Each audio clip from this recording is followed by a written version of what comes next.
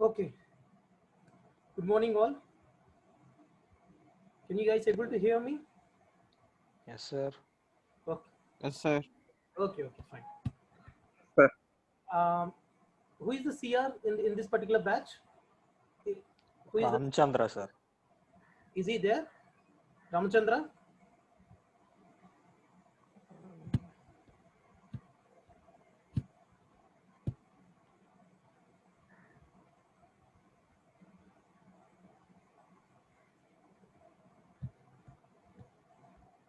Okay. Anyway, just we'll wait for another 2 more minutes and we'll get started.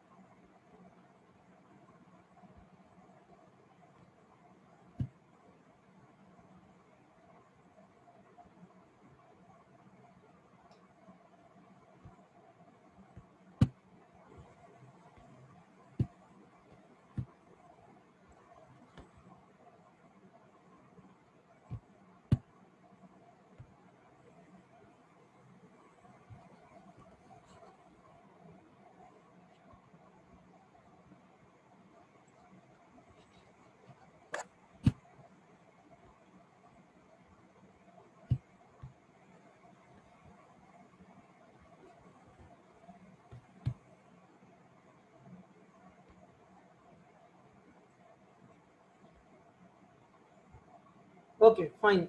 Is there any second CR here in this batch?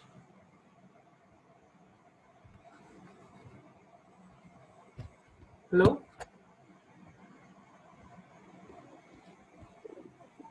Hello, can you hear me?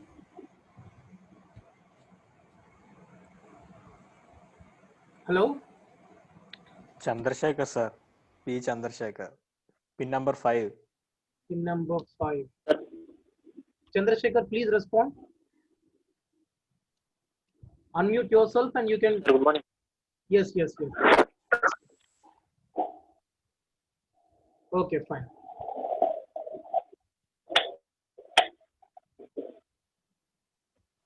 Okay, apart from Chandrasekhar, all of you please mute your microphones, because that would be very disturbing for me if I speak.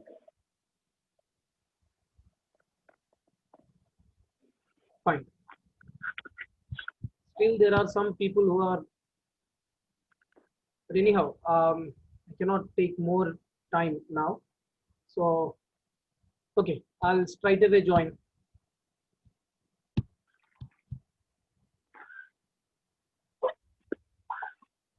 Okay, fine. I couldn't see you because most of you, your videos are off. In fact, it's a very good thing to do, because Even if you on your videos, that would be very data consuming. So it would be much better if you could off your microphone and video.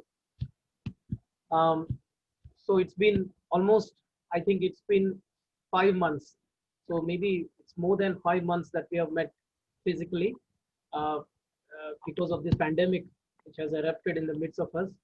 But still, I'm very happy that we could able to, you know, get in touch with the subject, or we could able to uh, make ourselves into the learning process by this particular platform to online.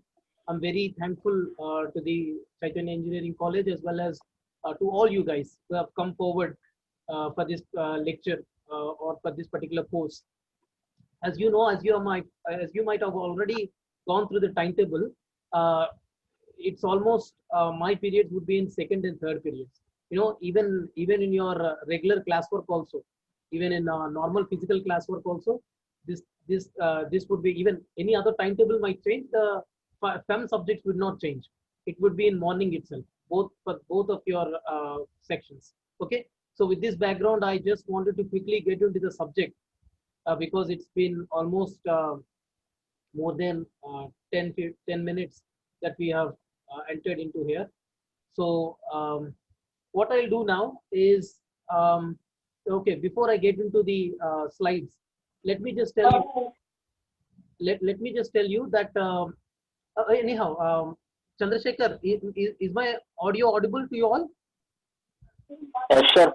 Audible, sir. Okay, okay, fine.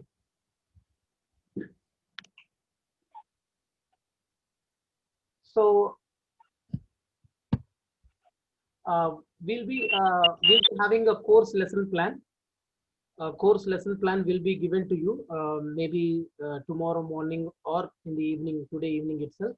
In that lesson plan, you will be having the daily lectures. Maybe if you have studied your intermediate in corporate college or something, you will be knowing that there will be a, right. So in the same way, for our particular course, for this particular course, finite element method, you will be having a track sheet. Okay. So we will strictly follow the track sheet. Maybe sometimes we may lag behind. Don't worry. You'll be having the date and the topic of the lecture. Okay. We do not know, how far we can stick to that, but maybe I may or may not mention the date there, because the regular timetable is not yet available. It's through online itself, and in online we do not know how far we can get into that. But anyhow, to the major possible extent, I would restrict myself to keep to keep within the track, and we'll go according to the track sheet. Okay. Okay. So without any delay, let us get into the slides so that we can look into what this subject is and how this subject is going to how this subject has evolved. So basically today it's not even an introduction, it's a basic introduction about what exactly FEM is, and what is the history of FEM, how FEM has evolved as a subject, as a numerical method, right? Okay, so let me just share my screen. And Chandrasekhar, you tell me whether whether you got my screen sharing or not. Okay. Okay, sir. Got it. Yes, sir. I'm getting. You get the slide, right? Sir, it's visible. Okay, fine. So this is it. Okay, so this is the basic introduction to FEM. Chandrasekhar, is it okay now? Yes, sir. Fine. Fine, thank you. Now, see, even now some people are being entered into the room, so I'm very sorry.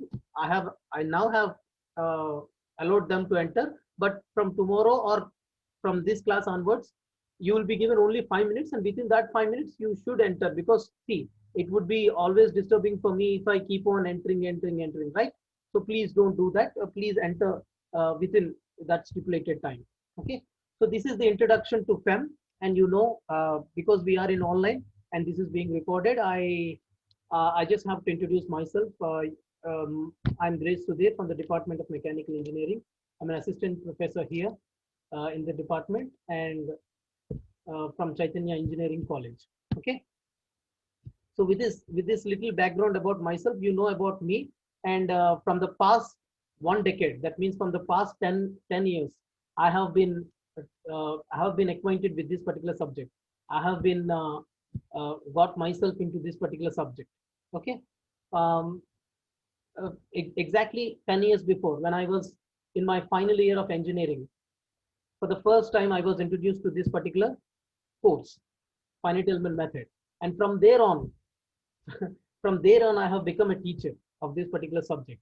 You know, just after finishing my semester examination, my friends came to me and told me like, you have got a good understanding of FEM, so why don't you teach us FEM for the external, I mean, the advanced supplementary. So I taught them, and after that, the regular supply again I taught them, and from there on, even in my MTech, and there on, these many years I have been teaching finite element method. But that may be an informal part, to a small group at that particular point of time. But after 2015, or I should say 2016, I have been into regular teaching. I think yes, 2015, I have been the regular teaching of finite element method. Okay, so for the regular classroom teaching like this is my 6th time I'm dealing with this particular subject, and my experience of this particular subject is 1 decade, that is 10 years.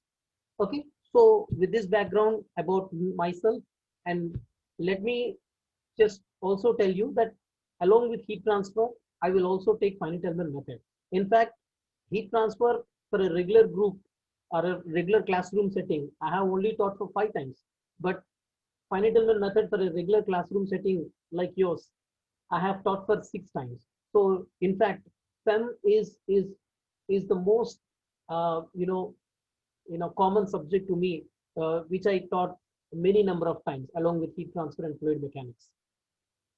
So with this little background, it's not what I just wanted to tell you this, because you have to know who is the facilitator, who is the course facilitator, and what he has and what kind of experience he has on this particular subject. Okay, so I thought this would be reasonable to tell you, to inform you. And with this, let me just enter into the world of finite element method. Finite element method. I welcome you all to this world of finite element method. Now, so what is FEM? I don't want to get directly into finite element method, but before I do that, Chandrasekhar, could you please respond? Hello? Sure. Okay, fine. Is that I assume my voice is clear to all of you, right? Yes, sir. Okay, fine. Thank you. So, as you might remember that in teaching computational fluid dynamics, regarding that whatever we have in lab, you have been introduced, or I have taught you about the numerical methods. I told you one is finite difference method, and the other one is finite element method, and the last one is finite volume method. I told you CFD mostly uses finite volume method, right? It's not like, see, these are numerical methods to solve partial differential equations, because higher order partial differential equations cannot be solved analytically. That means you cannot solve by hand. You require a numerical method.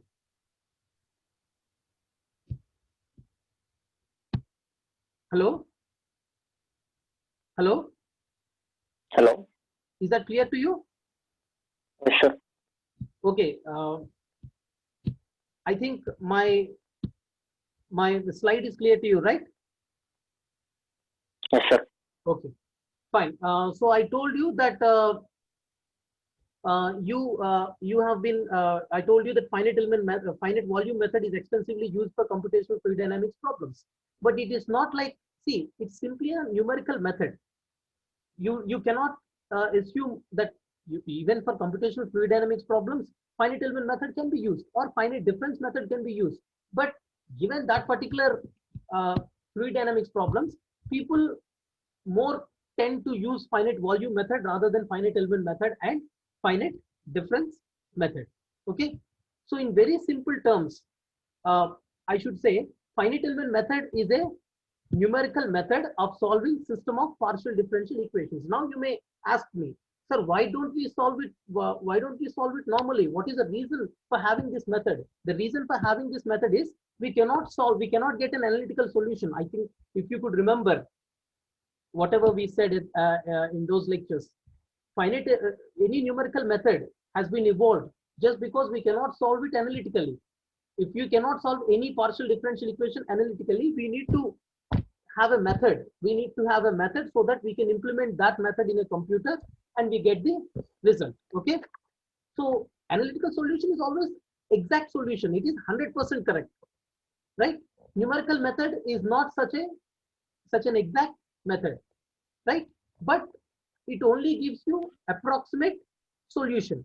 So in order to, if you do not have an exact solution, obviously you will adjust yourself to an approximate solution. The reason simply being you do not have exact solution. So finite element method is one of numerical methods of solving system of partial differential equations, or even one simple partial differential equation.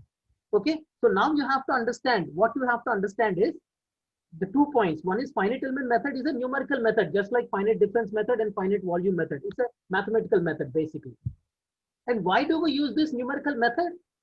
Because we do not have analytical method to solve higher order partial differential equations. So we need to have certain methods by which we can at least get approximate solution.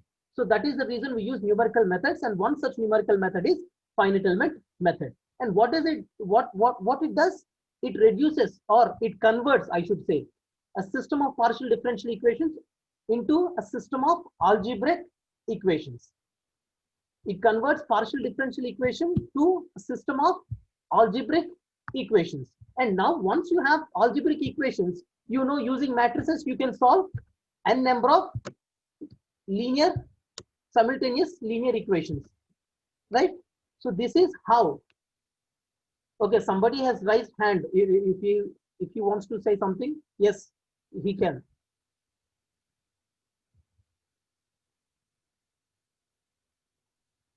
Okay, fine. If not, I'll just go on. Okay, so it reduces partial differential system or partial differential equations into a system of algebraic equations. And once you get algebraic equations, you can solve them analytically, right?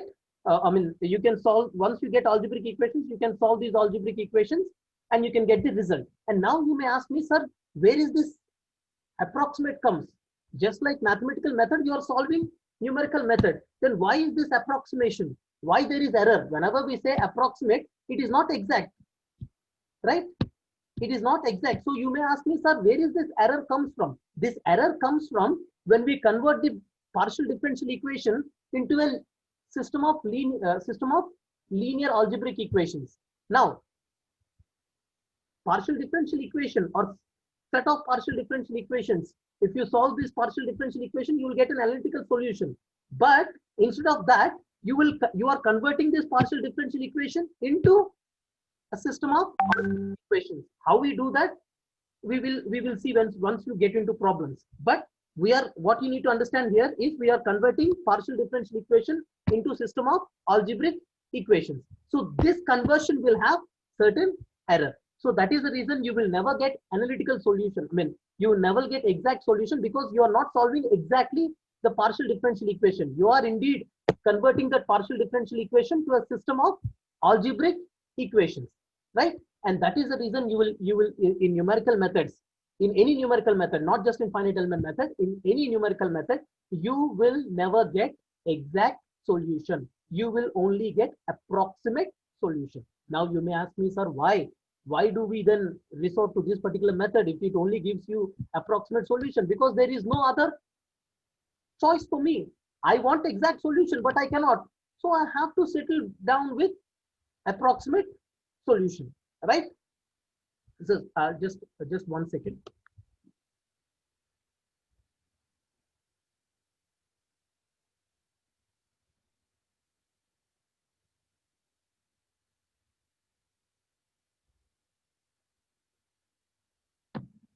Fine. Chandrasekhar, am I audible? Yes, sir. Okay. So the next point here is, in very simple terms, finite element method is a method for dividing up a very complicated problem into small elements that can be solved in relation to each other. I do not know whether you understood or not, but let me tell you. I told you that partial differential equation can be converted into a system of linear algebraic equations. So now this equation can be converted into a system of one particular partial differential equation, which we cannot solve, which we do not know how to solve that higher order differential equation. That equation can be converted into system of linear algebraic equations. So one is dividing now into different equations. On one side, you have partial differential equation, which you cannot solve it analytically. You do not know how to solve it mathematically. So what you'll do, you will convert that into system of linear algebraic equations. Right now, you're actually converting that into different pieces. You're converting one equation into different pieces of equation. So that pieces of equation is nothing but linear algebraic equations. Now you all know we have you know lot many methods, even right from your higher school, right from your high school to intermediate or your diploma, whatever. You have been acquainted with a lot of matrices, matrix equations and all that, how to solve linear algebraic equations using matrices. So that is the reason. So many students ask me, sir, where this matrices comes from? This matrices comes from because we are converting this higher order partial differential equation into system of linear algebraic equations, and matrix is the best method. Matrix is the best tool to solve algebraic equations. You ultimately you can write in the form ax is equal to b, and you will take x is equal to the unknown equation, x is the unknown vector or the unknown matrix. Vector is nothing but column matrix, so that x is equal to a inverse into b. So you can solve for x. So what I'm saying is, the error comes because we are not solving the exact partial differential equation, but instead we are solving, or we are converting this partial differential equation into pieces of algebraic equations, and this system of these pieces of algebraic equations can be solved. Okay, so there is, you see, as a student you might get this point, like what is the reason, where the error is. One side you have partial differential equation, on the other side we are solving that same partial differential equation. We are solving it using the system of linear algebraic equation. That partial differential equation has been converted into linear algebraic equations, and that we have solved that equation mathematically. We know how to solve, and we got the result. Why is this approximate? This is approximate because you're not exactly solving the partial differential equation. You're actually solving, you're converting, you're modeling that partial differential equation to a system of linear algebraic equations. By how? Using a numerical method. One such numerical method is finite element method. What is the process? We will see when we get into problems. Don't worry about that. But now, just to give you the basic background theory of what finite element method, how it does, is it will convert a partial differential. Please don't get bored, because I am keep on reciting this particular point every time. Okay. Lastly, I just want to say that this partial differential equation will be converted into system of linear algebraic equations. There will be error because we are not actually solving partial differential equation, but instead we are solving system of linear differential equations. And that is the reason in any numerical method will never give you exact solution. It only gives you approximate solution, and finite element method is a one such numerical method. So using finite element method, you cannot solve, or you cannot get exact solution for any problem that you apply. You can only get approximate solution. Hope you guys can understand what I'm saying. Next.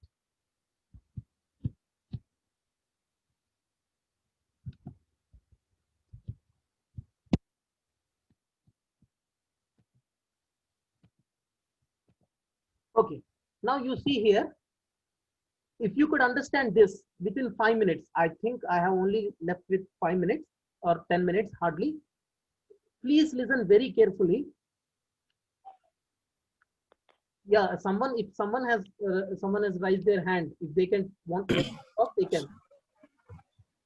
So yes, sir. Generally, how many kinds of numerical methods are there, sir? I mean, if Yes, three yes. methods, sir. Yeah, I'll say yes. I told you now in that particular CFD lectures, there are three methods. Predominantly, there are three. It's not like only three. Predominantly, what we use in engineering problems is three. That is finite difference method, finite element method, and finite volume method. And for CFD problems, fluid mechanics problems, mostly softwares use finite volume method, but you can also use finite element method or finite difference method. It just depends on the user. That's it. And that's mostly softwares are. It's not like only all those CFD softwares are in finite volume method itself. Some softwares are there which are written in finite element method. Okay, so it's just actually mathematical code. That's it. A code generate చేసినప్పుడు ఏ method use చేశారు solve చేయడానికి system of linear algebraic equations అనేది thing. Okay okay I'll be going forward. Now you see this circle. You just forget about what is there inside for a moment. There is a circle.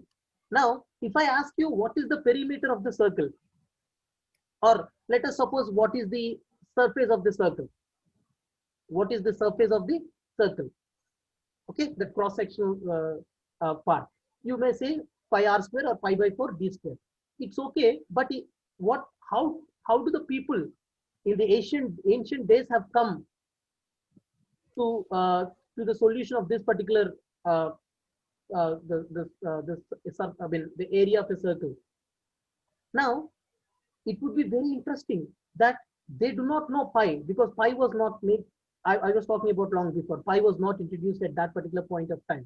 Now without knowing pi, how can, if you are a person who was living in those particular in that particular era, now you want to calculate the surface area, but you do not know pi, how would you do that? Anybody can on your microphone and you can talk to me. My question is, without knowing the area of a circle, without knowing the pi, how can you calculate the area of a circle?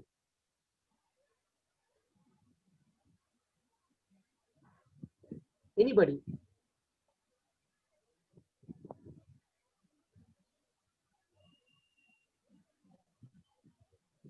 Hello?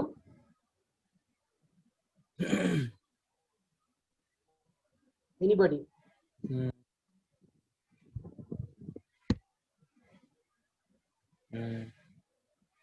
Yes, anybody wants to talk? Divide the area in square centimeters. Divide the area into Square centimeters, sir. exactly. You have to divide the given surface into small known areas, and you will calculate, you will add up all these areas and you say this is the area. But even then, because the profile, if you look at the profile, you will definitely know that it's not exactly the square boxes that you can fit, right? It's not exactly the square boxes that you can fit. We have only hardly 8 minutes. It's not exactly the square boxes that you can fit. If you can understand that, because this is a square circular profile, even though you fit small squares inside it, you will be left with some area. But what I mean to tell you is, my question is, will you get the exact surface area if you inscribe those small squares into it? No, sir. No, we will never get. Maybe that error is very small, but that might not be exact solution. Unless until you know pi, you will not get, using this method, chopping method or piecing method.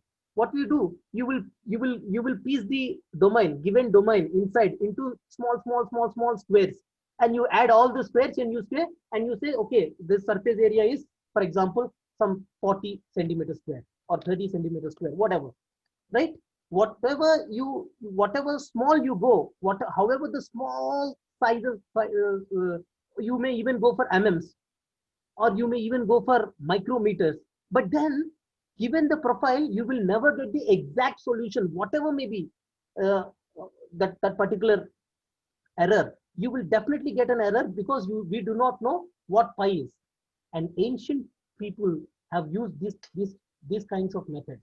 They do not know exactly what they were actually doing, or they know, but they do not named it as numerical method because there were no computers at that particular point of time.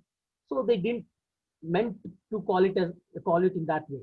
So now what I mean to tell you is, now it is very clear to you that instead of taking centimeters, if I take millimeters, will you agree with me that the error will reduce? Error would reduce?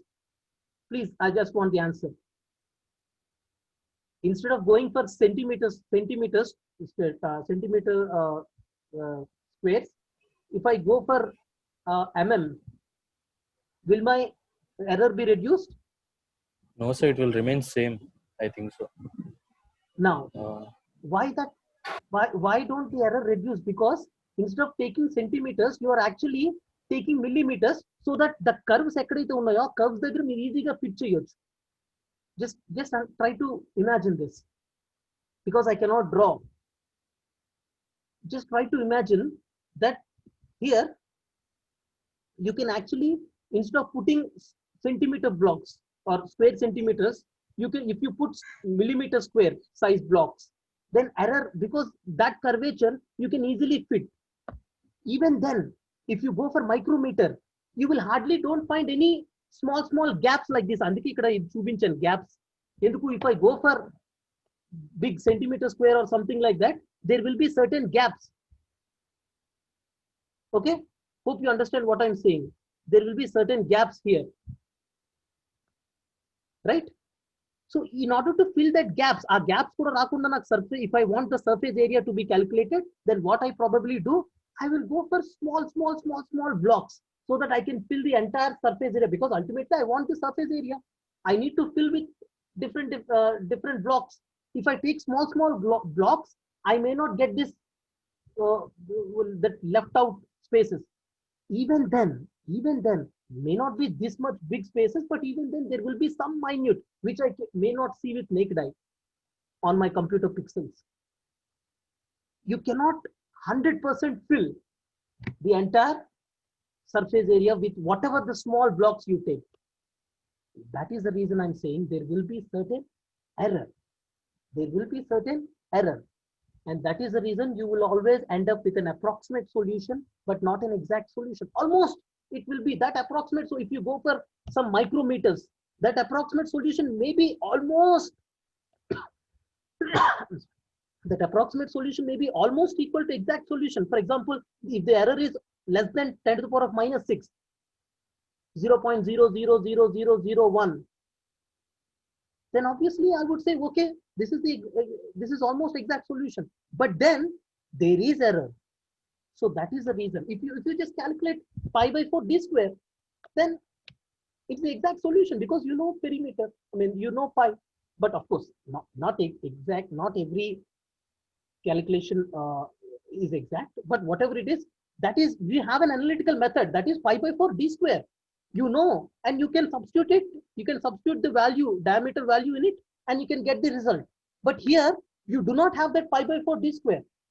You need to calculate using adding up method.